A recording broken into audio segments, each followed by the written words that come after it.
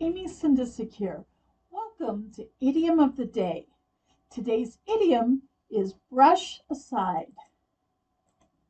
Brush aside means to refuse to take accountability for something. Let me give you some examples.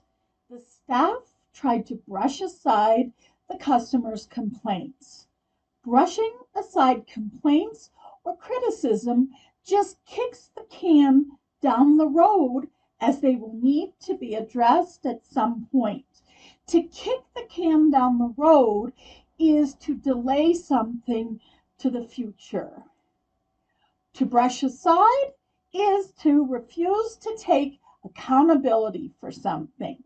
Today's idiom was taken from 505 Business Idioms and Phrasal Verbs by Clare Whitmell. Please visit me at businessenglish123.com. Thank you.